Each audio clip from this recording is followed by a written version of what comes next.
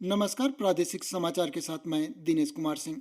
भाजपा ने लोकसभा चुनाव के लिए अपने उम्मीदवारों की पहली सूची जारी कर दी है। इसमें 16 राज्य और 2 केंद्र शासित प्रदेशों के 195 सीटों के उम्मीदवार तय कर दिए गए हैं और बाकी सीटों पर मंथन चल रहा है। प्रधानमंत्री नरेंद्र मोदी वाराणसी से चुनाव लड़ेंगे। अमित शाह गांधीनगर से चुनावी मैदान में होंगे। 34 केंद्रीय और राज्य मंत्रियों के नाम भी इस सूची में शामिल हैं। इसके अलावा दिवंगत सुषमा स्वराज की बेटी को भी लोकसभा का टिकट दिया गया है।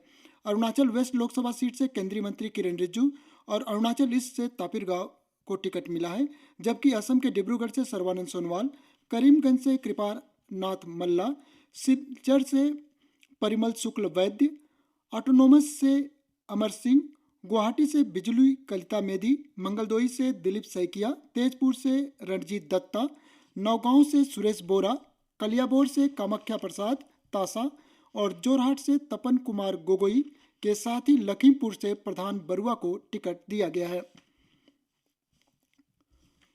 भारतीय वायुसेना की सूर्य किरण एरोबेटिक टीम ने पहली बार धोनीपोलो एयरपोर्ट ईटानगर में आयोजित एयर शो में fighter jets, transport and military aircraft का प्रदर्शन किया। इस अवसर पर राज्यपाल लेफ्टिनेंट जनरल रिटायर्ड केटी परनाइक, पापुम पारे के जिला उपायुक्त जीकेन बोमजन, विभागीय प्रमुखों, गांव बुढ़ाओं, पंचायत सदस्यों, गैर सरकारी संगठनों, छात्रों और आम नागरिकों ने इंडियन एयरफोर्स के जवानों का मनोबल बढ़ाया। सूर्य किरण की एरोबेटिक टीम द्वारा प्रदर्शित क्लोज फॉर्मेशन एरोबेटिक्स डिस्प्ले का ईटानगर राजधानी क्षेत्र और पापुम पारे जिले के नागरिकों ने आनंद उठाया। मीडिया से बातचीत में राज्यपाल ने इस एयर शो से युवाओं को भारतीय वायुसेना में भर्ती के लिए प्रोत्साहन मिलेगा। राज्यपाल ने कहा कि सूर्य किरण एरोबेटिक टीम ने टेक्नोलॉजिकल इनोवेशन, एविएशन इंडस्ट्री के प्रमोशन, एविएशन हेरिटेज के प्रमोशन, फ्यूचर जनरेशन को प्रेरणा देने के साथ ही अंतर्राष्ट्रीय भागीदारी के अवसर उपलब्ध कराए हैं। तेजपुर एयरफोर्स स्टेशन के air officer commanding air commodore Vijay Singh और विंग कमांडर ए.के. वर्मा ने राज्यपाल को एयर शो की जानकारी दी। मुख्यमंत्री पेमा खांडू की अध्यक्षता में राज्य मंत्रिमंडल की बैठक में हेल्थ एंड एजुकेशन सेक्टर की मजबूती के लिए कई महत्वपूर्ण निर्णय लिए गए।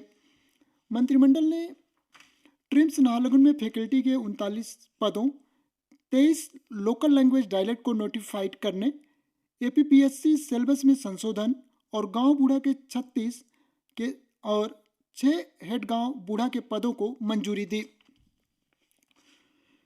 केंद्र, त्रिपुरा सरकार और टिपरा मोथा पार्टी के नाम से प्रचलित इंडिजिनस प्रोग्रेसिव रीजनल अलायंस और अन्य पक्षों के बीच समझौते पर आज नई दिल्ली में हस्ताक्षर किए गए। केंद्रीय गृह मंत्री अमित शाह, त्रिपुरा के मुख्यमंत्री मानिक शाह, त्रिपुरा मोथा प्रमुख प्रद्योत देव वर्मा और कई अन्य वरिष्ठ नेता इस अवसर पर मौजूद थे।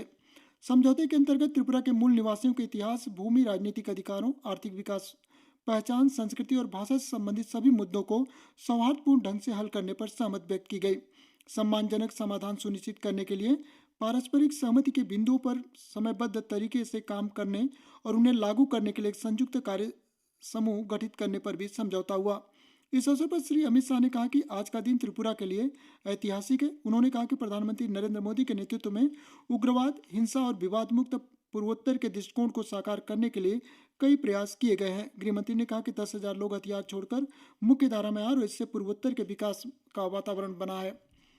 असम के मुख्यमंत्री हेमंत बिस्वा शर्मा ने आज गुवाहाटी में स्टेट कैंसर इंस्टीट्यूट का उद्घाटन किया। रोबोटिक सर्जरी की सुविधा से लैस यह नॉर्थ ईस्ट का पहला गवर्नमेंट कैंसर हॉस्पिटल है और इसमें 300 बेड हैं। अपने एक ट्वीट में असम के मुख्यमंत्री ने बताया कि राज्य सरकार के 10 कैंसर अस्पतालों में वर्ष 2022 से लेकर अब तक 2 लाख से अधिक रोगियों का इलाज किया जा चुका है। इस संस्थान की स्थापना से अरुणाचल सहित पूर्वोत्तर के अन्य राज्यों के लोगों के लिए कैंसर की जांच और इलाज में सुविधा होगी। विधायक तेची कासो ने आज ईटानगर राजधानी क्षेत्र के लोबी से सिंकी व्यू के बीच रोड का उद्घाटन किया। अपने संबोधन में उन्होंने कहा कि राज्य सरकार राजधानी क्षेत्र के सभी सेक्टर और विलेज में नागरिकों के लिए जरूरी इंफ्रास्ट्रक्चर के विकास पर जोर दे रही है। राज्य के खेल और युवा मामलों के मंत्री मामा नातुंग ने बालिकाओं के सशक्तिकरण के लिए गवर्नमेंट स्कूल की कक्षा 11 और 12 की छात्राओं के लिए सेल्फ डिफेंस ट्रेनिंग प्रोग्राम का शुभारंभ किया। आत्मरक्षा प्रशिक्षण कार्यक्रम का उद्देश्य बालिकाओं का आत्मविश्वास बढ़ाना और उन्हें किसी भी मुश्किल समय में अपनी रक्षा करने के लिए ट्रेन करना है।